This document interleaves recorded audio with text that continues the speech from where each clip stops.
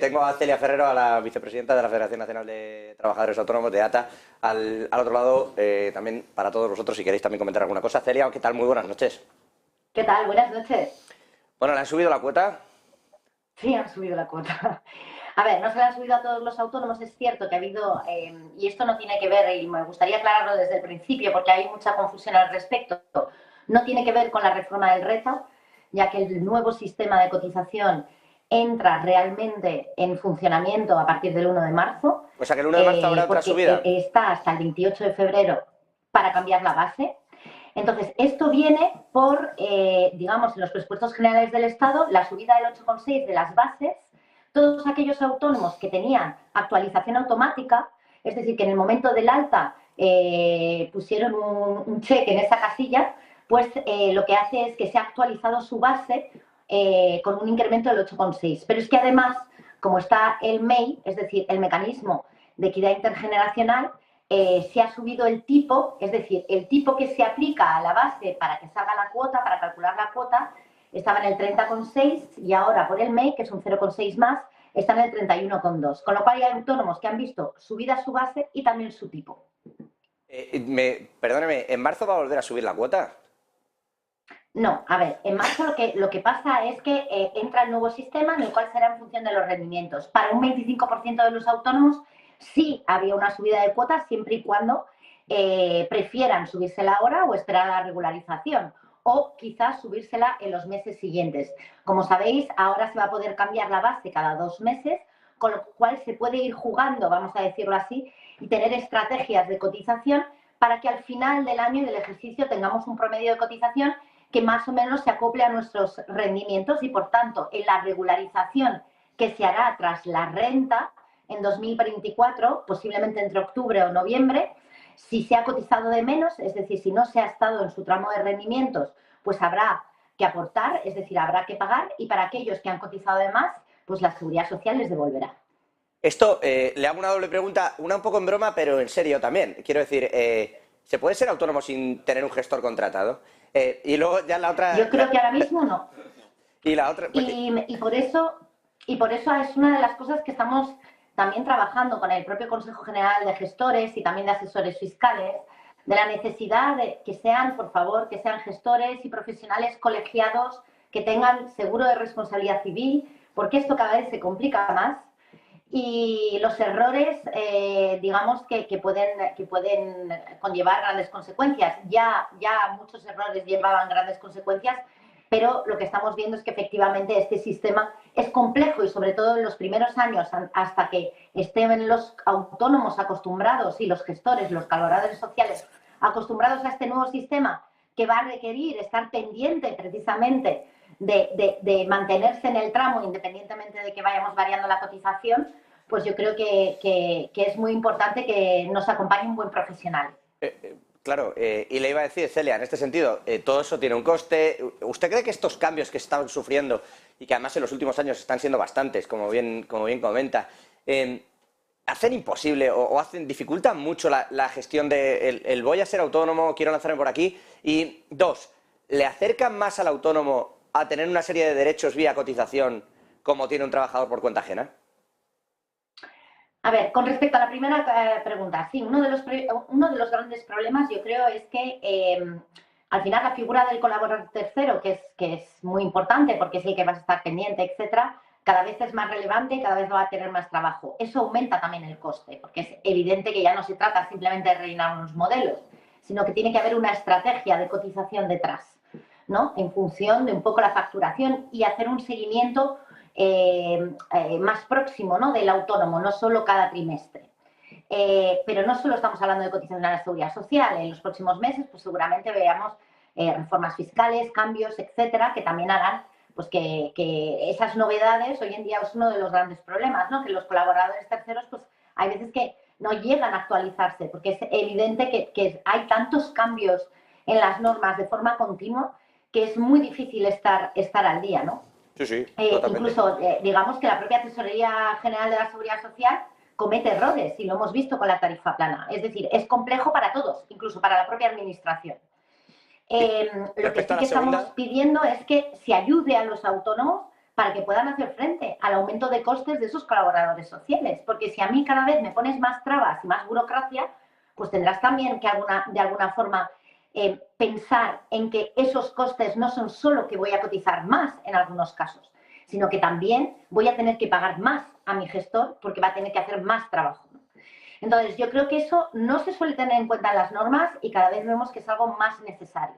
Es decir, que haya ayudas directamente para el gestor, porque, entre otras cosas, lo que no puede hacer es que estén trabajando mucho más de lo que trabajan antes, pero al mismo precio. Y los autónomos, dado el nivel de facturación que tienen, digamos que no es solo la cuota, no es solo una subida tributaria en otros aspectos, sino que también hay estos costes indirectos que generalmente no se tienen en cuenta a la hora de legislar. En cuanto a la segunda pregunta... ¿Les acercan más a las cotizaciones de un trabajador por cuenta ajena o no? Sí, hombre, es evidente que si hay un incremento de bases, que es sobre las cuales se calculan las prestaciones y las pensiones futuras, pues sí que habrá una aproximación en cuantía. Hay que tener en cuenta que hasta ahora había una diferencia de hasta un 40% en prestaciones y pensión del autónomo con respecto al asalariado. Esto no quiere decir que no hubiese la misma protección desde el punto de vista nominal. En España somos el país europeo, quitando los países nórdicos, que allí la protección es universal y no está tan vinculado al trabajo, sino que está más bien vinculado a la fiscalidad. En España lo que tenemos es que prácticamente el autónomo tiene los mismos derechos nominales que el autónomo y las mismas prestaciones, pero nominales. Es decir, ¿cuál era el problema hasta ahora? Que la mayoría de los autónomos cotizaba por la base mínima y al cotizar por la base mínima la cuantía de esas prestaciones o de la pensión futura era pues eso, entre un 38 y un 40% inferior a la de los asalariados. Y esto con este sistema pues se supone que va a corregirse, ¿no? Vamos a verlo. Celia, tengo por aquí a algunos invitados. José Luis Moreno, economista, le quería también hacer una pregunta, si le permite. ¿Qué tal, Celia? Muy buenas noches. ¿Qué tal? Te quería hacer dos preguntas. La primera, lo has dicho, ¿no? ¿Qué es lo que ha ocurrido con el error de la Seguridad Social con respecto al tema de la tarifa plana? Si ha sido un error parecido al que se ha cometido con los trenes de Asturias y Santander, que se pide perdón y no pasa nada. Alguien va a dimitir porque desde luego el impacto económico sobre los autónomos es mucho mayor que esos 250 millones que ha supuesto a las arcas públicas, va a suponer lo de los trenecitos de Asturias y Cantabria.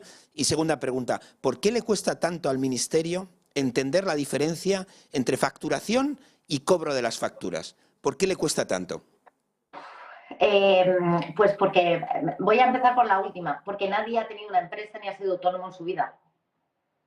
Eso es. Es decir, en la administración básicamente lo que nos encontramos es gente que, no, como digo yo, no toca suelo, ¿no? Y ese es uno de los grandes problemas y es a lo que nos dedicamos desde ATA, a explicar una y otra vez lo que es un autónomo y cómo es su actividad y cómo se desenvuelve en su actividad. Y no entienden, o sea, las diferencias, bueno, las confusiones que existían entre rendimientos netos.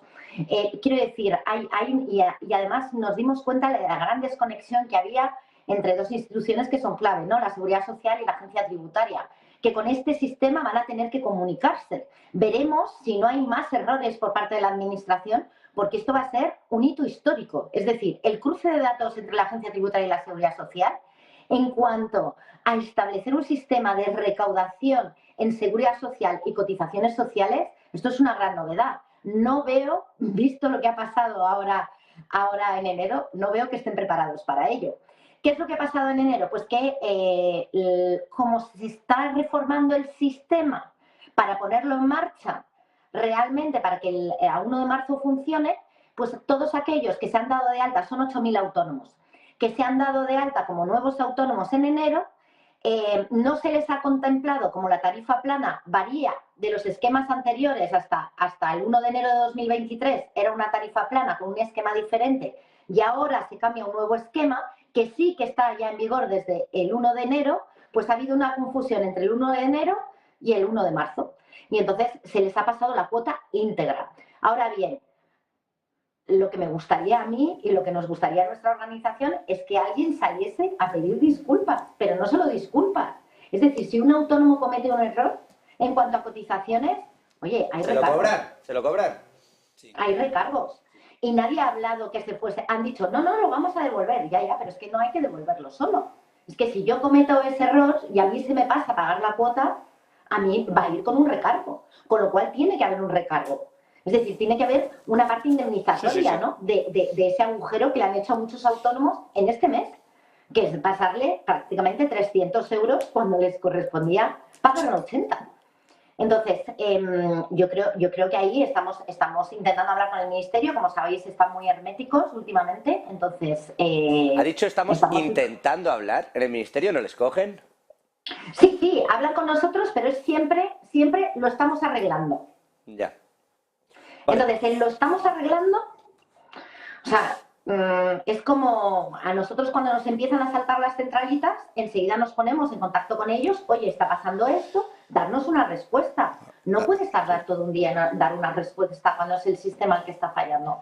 Entonces, es un problema, yo creo que hay bastante saturación. No digo que no sea, a lo mejor por falta de personal, etcétera. Yo ahí no me meto. Y posiblemente sea parte de eso, de que se están produciendo muchísimas reformas de gran calado dentro de lo que es las cotizaciones y las órdenes de cotización, con grandes modificaciones, y que el sistema informático no sigue. Pero bueno, independientemente de eso, hombre, si nos están diciendo a los autónomos, a las empresas, que nos digitalicemos, que innovemos, no tiene sentido que la administración cometa esos errores cuando se trata de un sistema, ¿no? De un sistema que debería estar digitalizado ya. Bueno, no tiene sentido, pero es sorprendente, ¿no? Que tampoco estén, por ejemplo, el SEPE relacionado con los servicios autonómicos de empleo, ni los servicios autonómicos con los municipales. ¿No? Que no sabemos. No, pero que la administración no se comunica.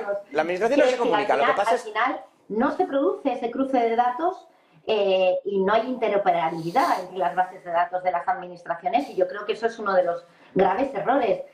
Y además, muchos pensan, hay gente que piensa que eso podría ser, le tendrían miedo, ¿no?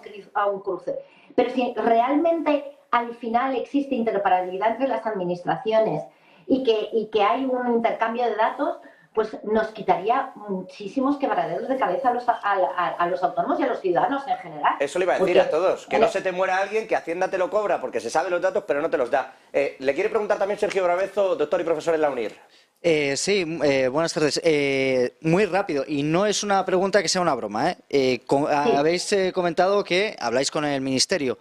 ¿Con cuál? Sí. ¿Con el de Trabajo, con el de Seguridad Social, con el de Economía, con el de Hacienda? Porque llega un momento que afecta a...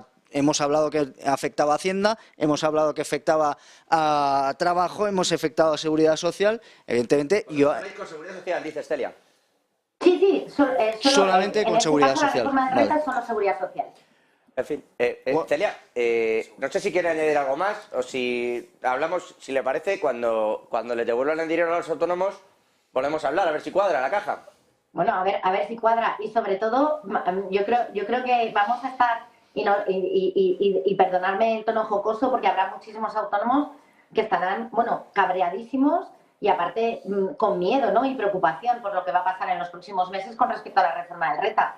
Pero vamos, yo creo que nos va a dar mucho que hablar la reforma del RETA en los próximos meses. Tiene toda la pinta. Y dentro de ese tono jocoso lo digo porque o te ríes o te da algo, también te digo. Sí, es mejor reír que llorar. 300 eurazos para que te lo gastes en lo que quieras. Celia Ferrero, vicepresidenta de la Asociación Nacional de Trabajadores Autónomos de ATA, gracias por atendernos aquí en Negocios Televisión. Buenas noches. Gracias a vosotros, un placer. Buenas noches.